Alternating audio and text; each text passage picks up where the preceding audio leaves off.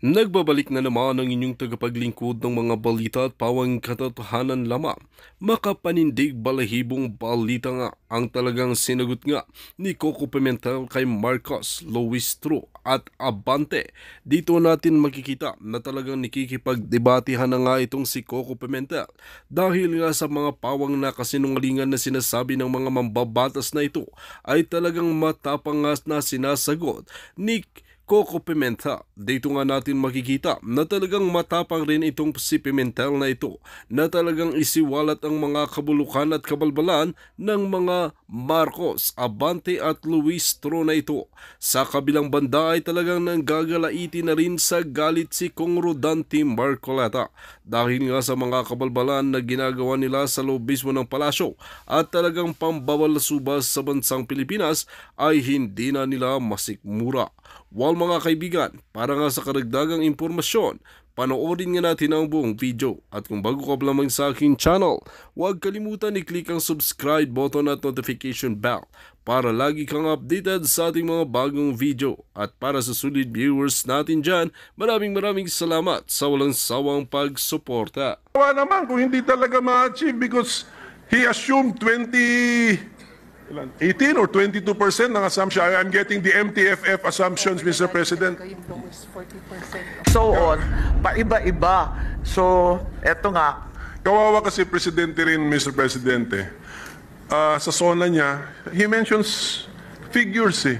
Yes, 18% nga. Pati unemployment rate, naki-question natin, tinanong natin ang doli. Mali-mali din ang mga figures. So ito, kung sabihin ng Presidente, poverty incidence rate will be down to 9% at the end of his term. Yun ang sabi. But the goal. The starting point is 22%.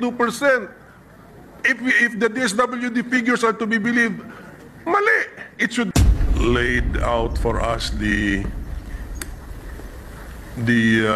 differences between NEP 2024, the House bill, and the Senate committee report budget levels, especially for the office of the secretary.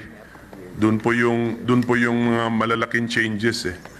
But admittedly, even the Senate committee level for the office of the secretary is higher than what the executive proposed, Mr. President, by, if I'm not mistaken,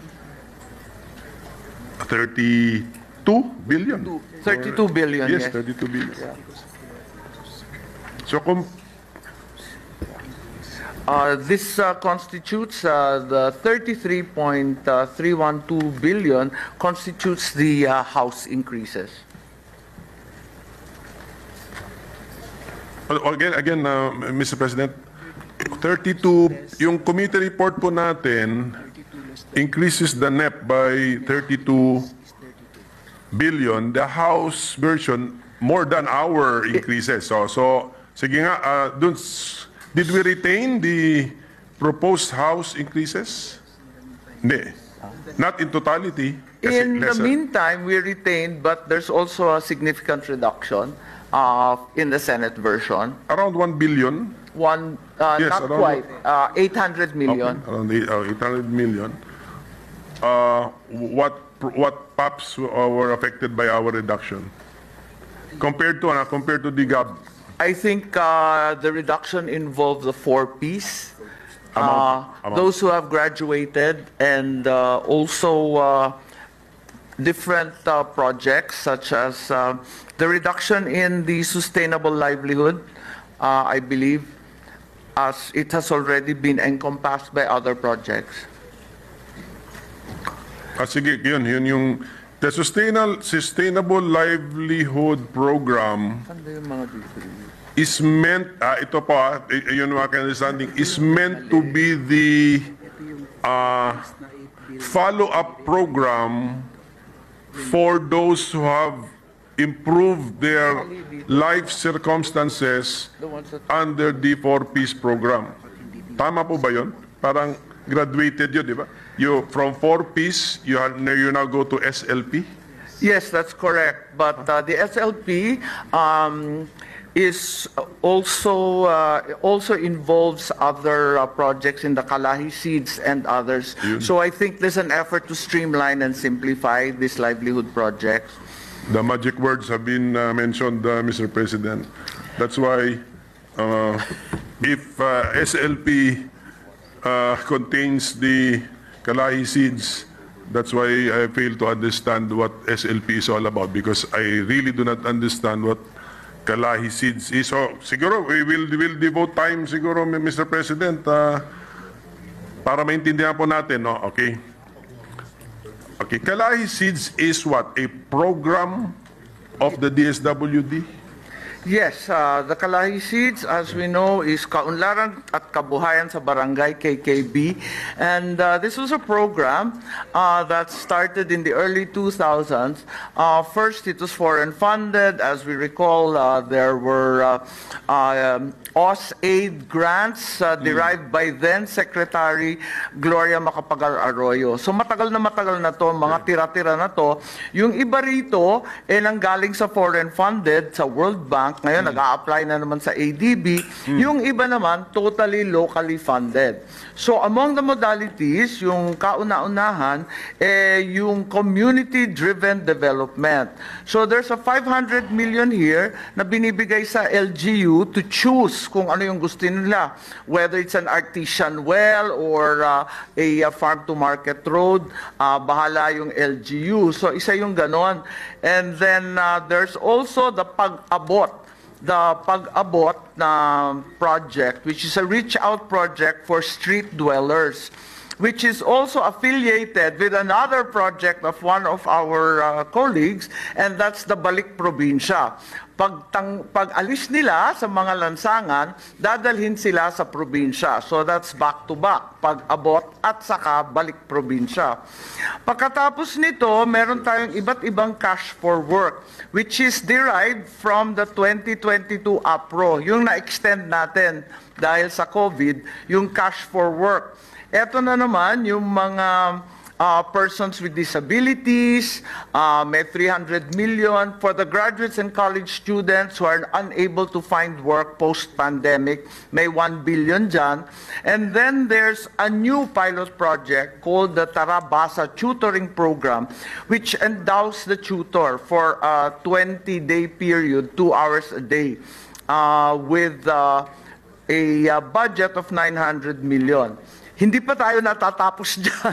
Maliban pa dyan sa mga community-driven, meron pa yung projects nila sa former conflict areas. Eto na si Pamana. And yung Pamana projects, they're all limited to the areas that were formerly insurgency afflicted. Tapos, may local, that's a local project. Finally, there is a PMNP. Ito naman, foreign-funded Philippine Multi-Sectoral Nutrition Project. Kasama na naman dyan yung supplemental feeding, pero ito yung foreign component. So labo-labo po to.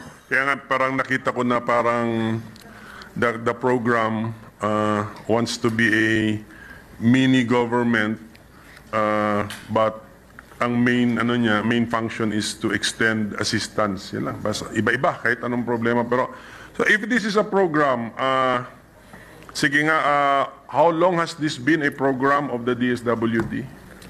Huwag na muna natin pag-usapan yung components of the program, but as a program. I believe that this has been going on for over 20 years, because I recall that Can we have the year?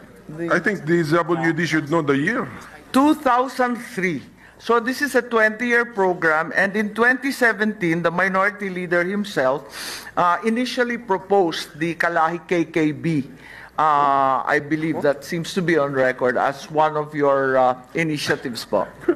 Well, I think I will disown that that initiative.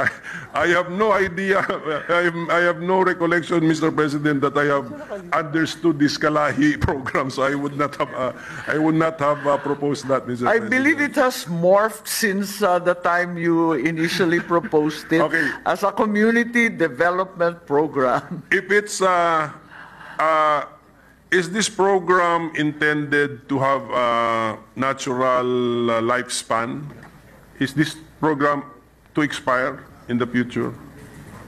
Yung foreign funded infra last year and next year. Yes, if we notice the World Bank foreign-funded infra component, the infra component will already expand by the end of 2024, December.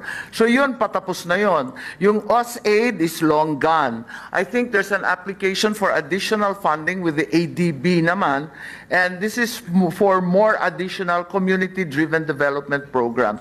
So, may natatapos naman po. Hindi, pero since meron pa tayo ADB application, we don't intend it to end in the near future, bale. Yeah, we're extending the program. We're borrowing pa ADB. Yun po. These are exploratory talks. There's nothing firm yet. But the intention of this community-driven development program, na humihingi sila ng additional funding, was to respond to the effects of COVID and the continuing disasters in its wake. So, yung mga far-flung provincial communities ang ina-address niyan. Does this, since this looks like it's a very important program of the DSWD and also well-funded and it has a large budgetary impact, meron naman siguro kayong comprehensive brochure about this program? Sige nga, pag-aralan, pag kailangan po yata ito talaga Yes, upuan na, opo, Mr. President. Yes, tama po si Minority Leader. Actually, I compelled them to list all the different modalities since there seem to be so many different forms and shapes of this program. Essentially, I believe this has been work in progress. Every time there's some kind of an emergency, a program is birthed from the disaster, the epidemic, and all other calamities. Sige po, sige. But since we're talking about the budget, sige, para po maintindihan po natin, no? The budget for the Office of the Secretary in the committee report, 241.8 billion. Okay, how much of this would be under the Kalahi SEEDS program? It's 2.9. It's 2.9. Originally 3.82. It's now 2.934 billion. Okay, 2.9 billion pesos. Of that, 241 is for the Kalahi SEEDS program. And this is the 2.9 are the locally generated funds. May foreign component pa ito? Wala. That's already our share. That's the breakdown I read earlier among the different projects like the Pag-abot, Balik Probinsya, Cash for Work, etc. That's all locally funded. Loan proceeds to be devoted to Kalahi? Yes. There's only one loan left. I think that's a 3.7 billion for additional financing of the post-COVID loan. Additional finance. And our counterpart and payment is contained in the unprogrammed section. So that's Yes, how much doon? the loan proceeds is Yes, it's 3.7 billion. Yes, okay, sir. Unprogrammed po ito? Unprogrammed Yes, appropriation. it's right now in the unprogrammed, although there's a request that it be included in the GAA given the delays and sometimes the uncertainty of unprogrammed items. If this item in the unprogrammed appropriations to the tune of 3.7 billion, should it be released? Okay, may possibility naman ma-release yun. Oo naman. So, I will add this to the 2.9 billion. So, 6.6 billion ang ating Altogether. budget for Kalahi SEEDS. Yes, Klaro? 2.9 plus 3.7. Sige.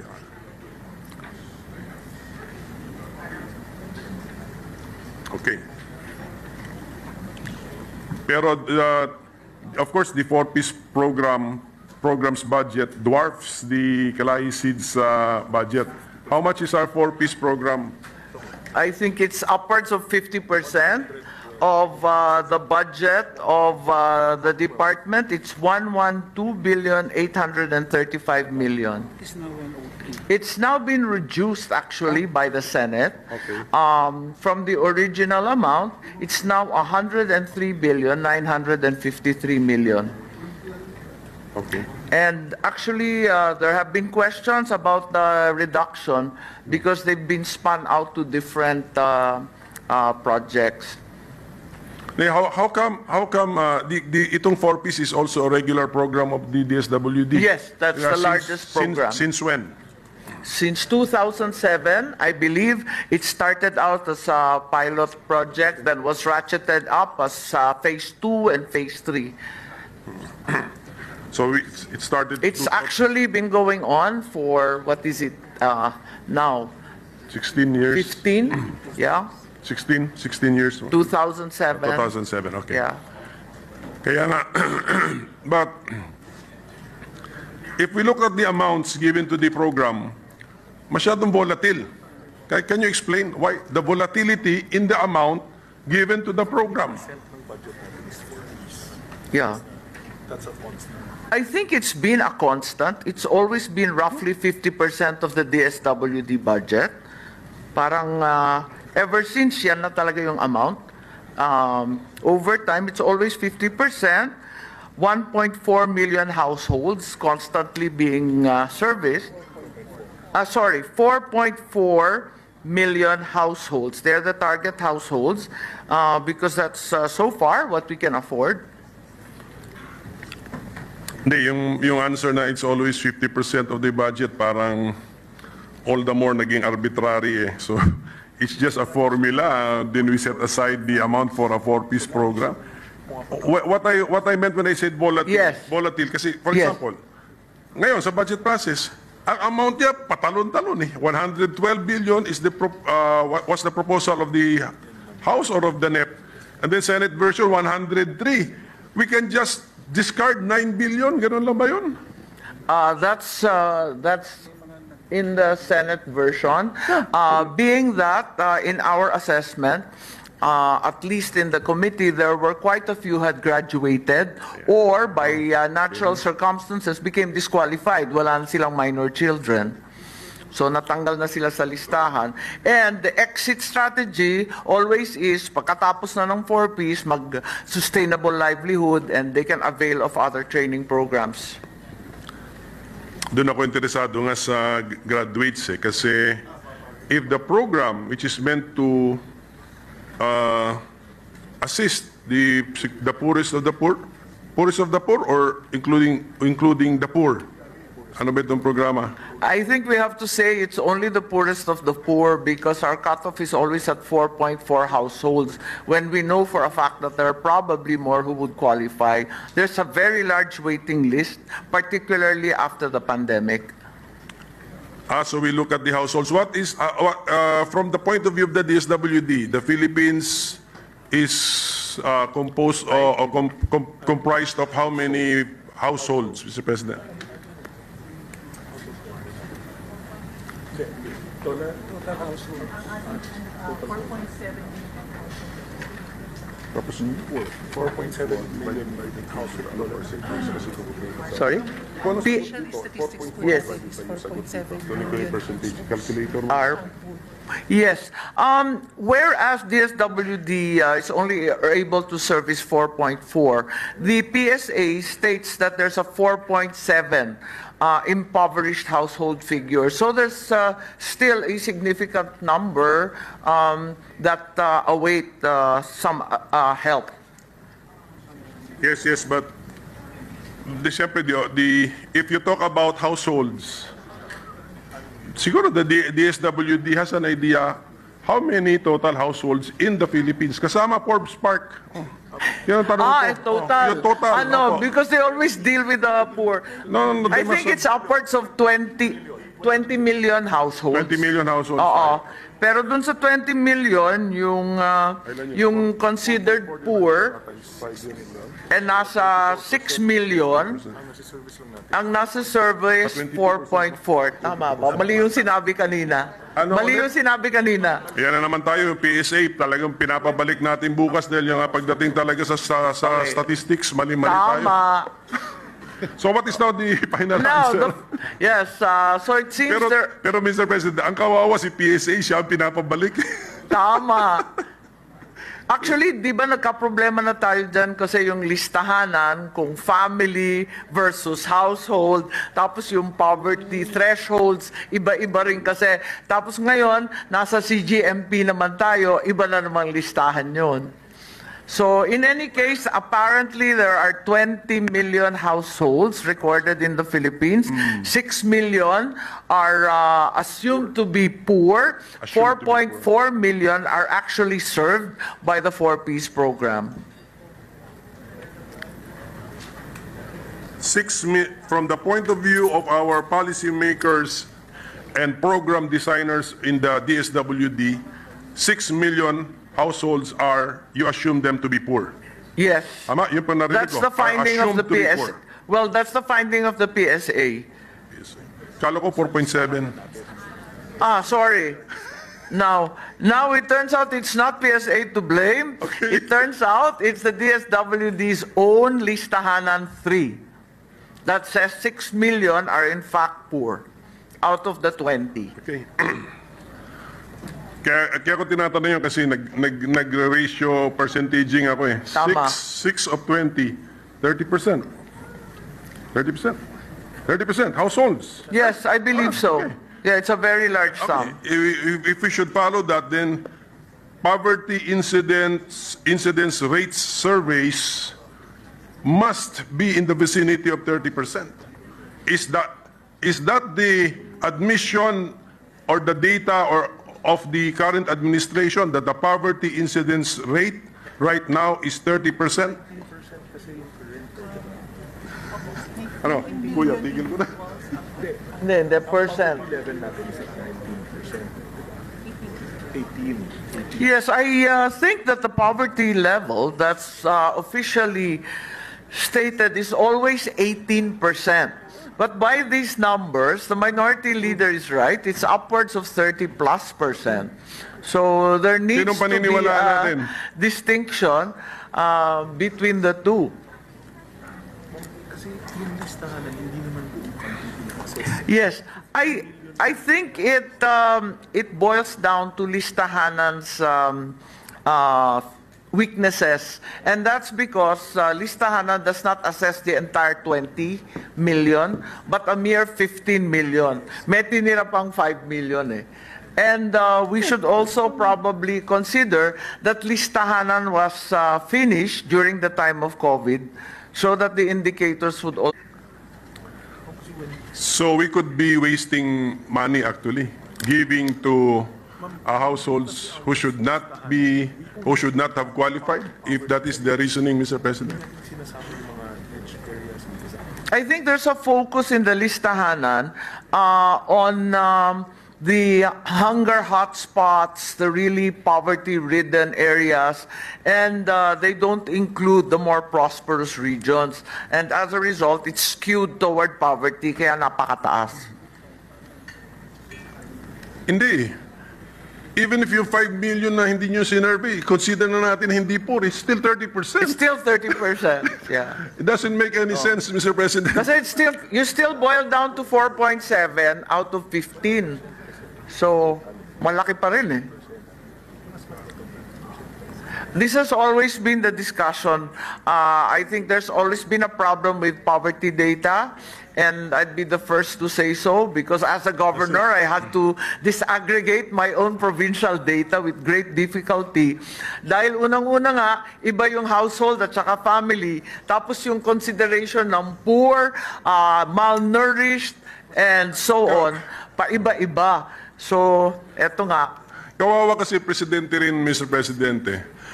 Sa SONA niya, he mentions figures eh. Yes, Kaya 18% nga. Pati unemployment rate, naki-question natin, tinanong natin ang DOLE, mali-mali din ang mga figures. So ito, kung sabihin ng Presidente, poverty incidence rate will be down to 9% at the end of his term. Yun ang sabi. But the goal. The starting point is 22%. If the DSWD figures are to be believed, mali. It should be 30%. Then how can he bring it down to 9% at the end of his term, Mr. President? So let's help the administration. We help the President by feeding him correct figures or siguro may factual basis naman po yung ating mga figures, hindi lang siguro baka desktop or tabletop calculations lang po ito. Actually, I appreciate niya the listahanan. Kasi ang assumption ko niyan, from the ground, sinuyod niyo po yung... That's correct. ground. Kasi may mga pangalan yan eh.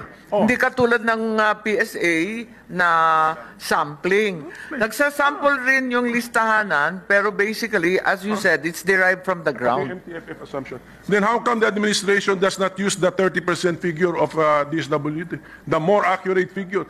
Kaya yung plano niya sa 2028, by the time the President exits, 9% na lang daw, single digit na daw ang poverty incidence rate. Kawawa naman kung hindi talaga ma-achieve because he assumed 18 or 22% ng assumption. I'm getting the MTFF assumptions, Mr. President. Yes, I think the idea or the strategy of the DSWD is to saturate the poorest barangays. So yung more prosperous are excluded in their listing, which probably bloats the poverty number to 30%. It Kasi does not- saturation of